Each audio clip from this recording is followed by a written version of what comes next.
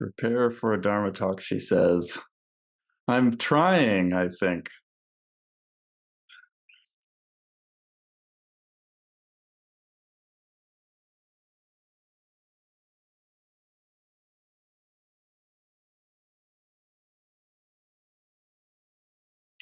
It's hard to find a place to start, kind of that it's hard to add to the world that's already here. Feel like it's so perfect already. Like what could I be like piling frost on snow? It's already sweet enough.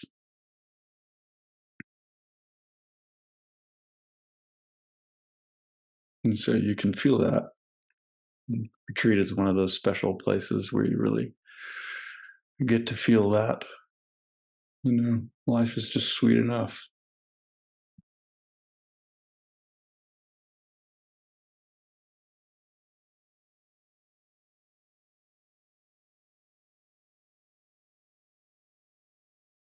Or it might, if it doesn't feel sweet, then it feels whatever it feels. Mm-hmm. Life is, maybe it tastes a bit bitter, maybe it's a bit salty, maybe it's whatever, but whatever it is enough.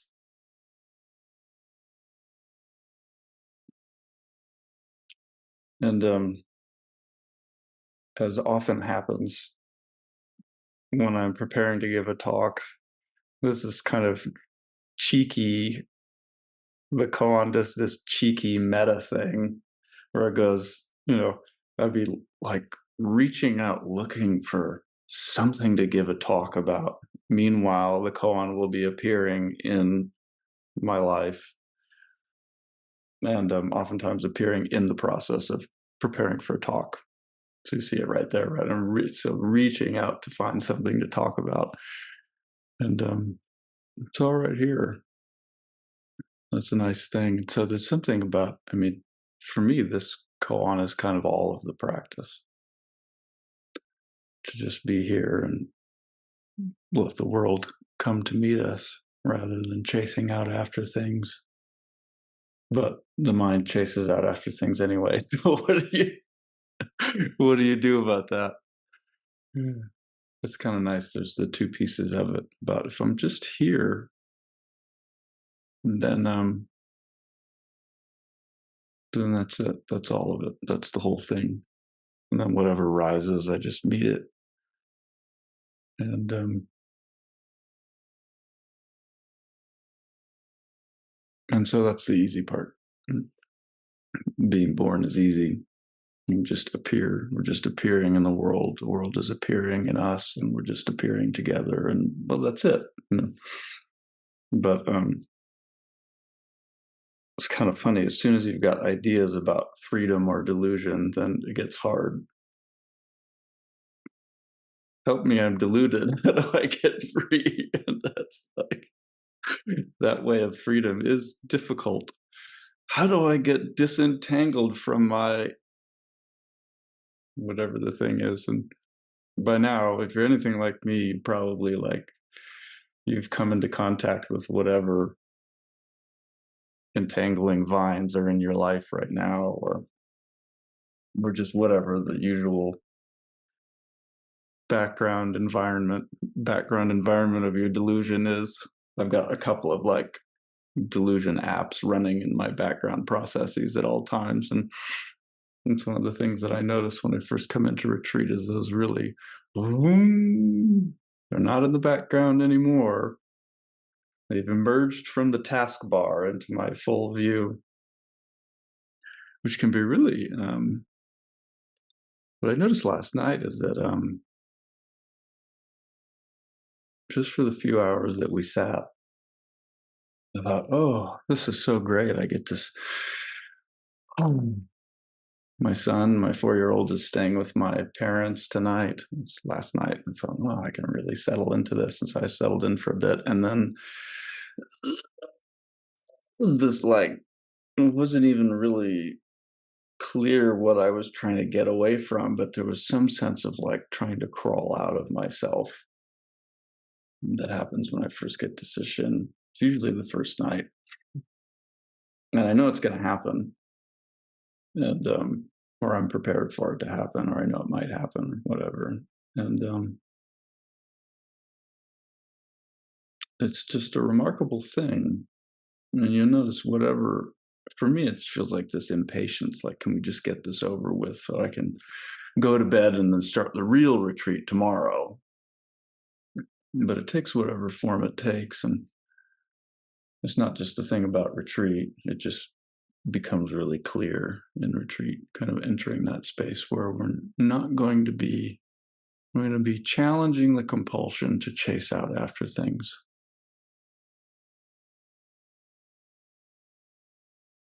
And, it's always astonishing to me when I come into retreat to notice how much I've been chasing out after things in my usual life. It's sort of, it's just part of the process of daily life, I think, to go chasing out after things. There's this out and back and out and back and out and back, and in retreat it becomes really clear how I've been doing that.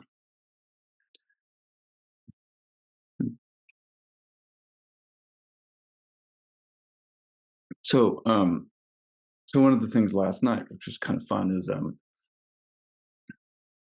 I've been preparing to sell my drum kit, which is, I'm a drummer, and that's like my just drum kit that I've had for like 18 years, and I've carried it across 4 states, and I really love this drum kit, but it's time to downsize. And so I've got it all cleaned up, and I've got it on Facebook Marketplace and on Craigslist, and right about the time that one of our heads of practice said something about silencing your cell phone and setting it, or maybe it was Tess, I don't know, whoever it was, said, put your cell phone on silent, put it outside your thing. I thought, yeah. I can handle this. I'll do that later. And then probably not 5 or 10 minutes later, I heard a ping. And I thought, oh, that's the Facebook ping. I don't even use Facebook except when I sell stuff. I know that ping, and and I sort of opened one eye and looked down, and there was the little icon. I've got a message from somebody. It must be about selling my drum kit. And I could feel that, like, I started leaping out of myself to go manage that. And remarkable to look back on it, all the sort of rainbow of themes that are in that leaping out. There's a sense of impatience, desperation. I've got to respond to this person, because if I don't, what if maybe they lose interest, and then hope, and then also a sense of grief that, well, what if he actually wants to buy the drum kit, and then I'll have to sell it, and all these, it was like all these things in just this moment. And I think I managed to not respond to the person while we were sitting in the Zendo. I waited till later, but to notice how strong that pull is to go out and attach to whatever it is. It's such a simple thing. It's just a little ping and a little icon of the Facebook Messenger. That's all it took. And it sort of took me back. So you can feel that. You don't need a Facebook Messenger ping to notice how your mind gets hooked. It could be anything. It could be a thought. It could be a feeling in your body. It could be a sound. It could be a memory. It could be whatever. Something somebody says in the Zendo. And I think one of the things about that is that you don't have to make it wrong. Right? That's just what the mind does. It's just one of the tricks that it does. It goes out searching for things, and so you can get interested in, what's that like? And that's the thing, like, yeah. Well, if you can't be enlightened, then get interested in what it's like to not be enlightened. That seems like a pretty good project to do until you get enlightened. and a worthwhile endeavor and interesting. And you might notice that you're already awake inside of that anyway. So enlightened, not enlightened, whatever. But so I like the thing about taking an interest in what happens when the mind goes out, when it reaches out. And an image that came to me this morning was this of the sirens from Greek mythology, and just I won't torture you with a long passage, but this is from Emily Wilson's translation of the Odyssey, and it's just the description of sirens from her glossary. Mythical female creatures whose seductive singing causes sailors to forget their homes and waste away until they die. It's pretty grim. Forget their homes and waste away until they die. And you can feel, at least I feel that, what I noticed about when I got that ping from Facebook and I went out into the world of imagining, arranging. My world got really small. And up until that point, I'd had this nice, we'd settled into the meditation a bit. And I thought, oh, yeah, that's right. This is what Sesshin is about, this sense of spaciousness and coming home, and all gone. Tight, painful, mind churning, anxious, can't wait for the bell to be rung so I can go answer this message. And so you can notice that, like, oh, what's that like for you? Whatever the siren call is for you in your meditation or in your life, and what's it like when you get hooked by it?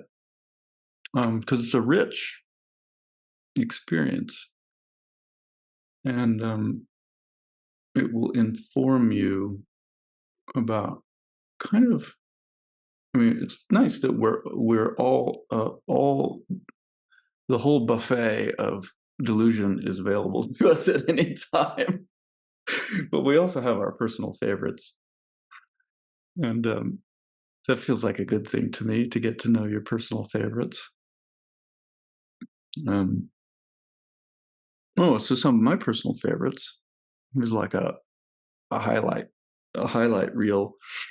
And you might notice these in your mind too. What does your mind reach for? What does it? So the image that came in my mind was, what does it flow out to acquire? What does it leave home to acquire? And a talk was the first thing. Oh my God, whatever you think you've got to prepare for. And notice that the mind will try to be helpful by coming up with all sorts of it. Will flow into the future, or attempt to flow into the future, and imagine what it will be like when you get there. And if your mind is anything like my mind, usually it's not a real optimistic view of the future. It's usually like, you gotta watch out for this, you gotta watch out for that, you better be prepared for this and that and the other thing. Although it might also give you optimistic visions. Maybe you're better off than me, and just tells you, well, it's really going to be great when you get there, and everything's going to go fantastic, and everyone will love you, and whatever it is. And one is not better than the other, I think, is one thing to notice, which is kind of fun. Like in the realm of awakening, one is not better than the other. You can't compare raindrops and decide that, this one's better than another. Although that might be fun too. But you don't have to live in that place about, well, what my mind is doing is wrong, and I wish it would. I wish it wouldn't give me all these positive scenarios so that I could feel more prepared, or I wish it wouldn't give me all these doomsday prophecies so that I could just enjoy my time. Whatever it is, it's just appearing. That's okay. So it will do that. It will create a multiverse you know, you be prepared for whatever happens.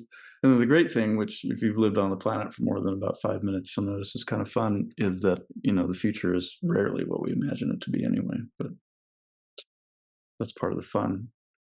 Um, to know someone else's opinion of you is a fun one too, or to know anything about what somebody else is thinking, feeling, experiencing.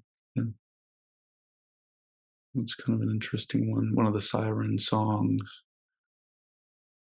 And then you can notice, gosh, what it feels like. Like I could, it's almost like the,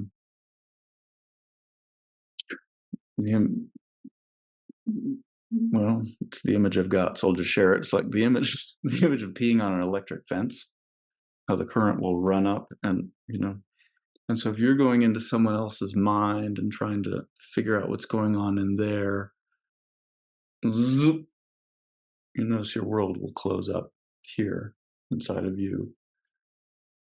There's that. It's just kind of interesting. And things will get weird. And so that's what I notice. I start when I'm not in myself, then I start doing weird things based on what I imagine is going on in other people's minds. What decision to make about anything, big or small? Notice that it's a siren song. What should I do? I have a friend who was just talking. He had a big decision to make, and he's been like searching the internet about how to make a decision, which is not a bad, you know, lots of information out there about how to make a decision, but also, I don't know, you might not need to chase out after things in order to make the decision. In lots of cases, you might notice that the decision is already made. It's just a matter of sort of being patient with it. Um, a lot of these actually center around one of these this thing right here, to escape an internal experience. So that's always an interesting thing when I notice myself chasing out after things. Well, what's when I find myself leaving home, being lured out of my home? Well, what's going on at home? Let's come back and see what's going on at home. Usually there's something that feels intolerable. What's happening? You know,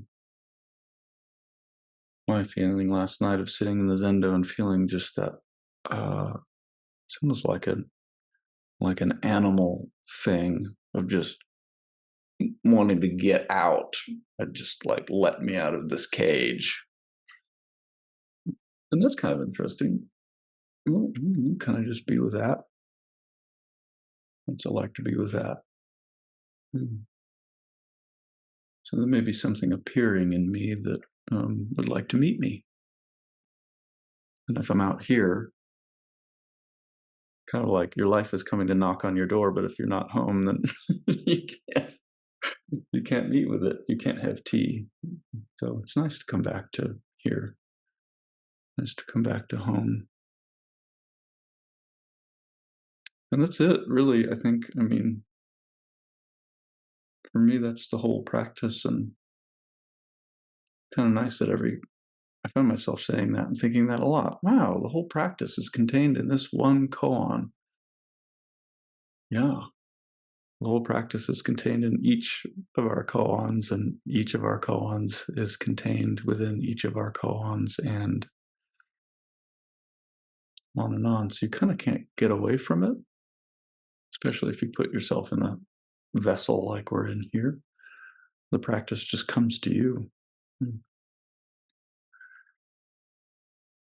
That's the thing too about arriving to Sesshin. And I remember in my earlier retreats, I would have some kind of strategy about, well, I'm going to do it like this time. Actually, I did it this time too. That's funny. I was talking to Tess a couple of days ago, and I said, yeah, I think I'm in Hawaii, so I'm 2 hours behind Pacific. And I thought, well, I'm going to wake up for the 4 o'clock a.m. meditation and do that because that's how I'm going to, get my money's worth out of this meditation. She just said something like, "Well, let's just take it easy." Oh yeah, I could do that too. Just to drop the strategy.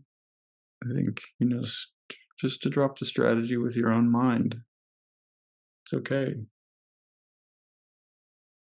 And if you have a strategy and you can't drop it, well, all right. Well, that's cool. You get to learn something about your strategy. So it's kind of a lose-lose proposition. Excuse me, a win-win proposition. Lose-lose, win-win. Um, what else to say? Maybe right now, I think I'd just like to feel what it's like to be here with everybody. So let's just take a moment and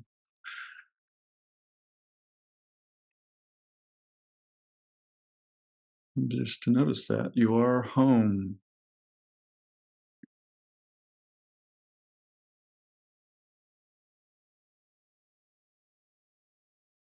What's it like to be here?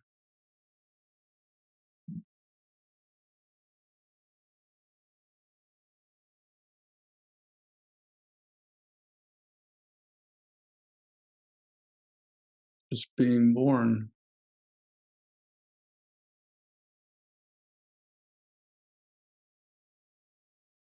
and just being born.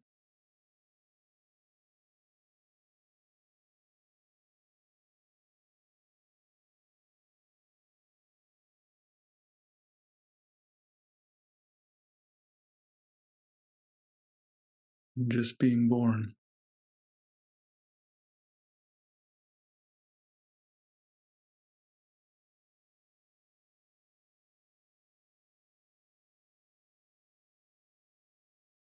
You notice when you're just being born like that, that so much of it's not that life is without difficulty, but so much of it is made up in the mind. And whatever the apparatus is that you find that you're carrying around, it's like just might not be necessary.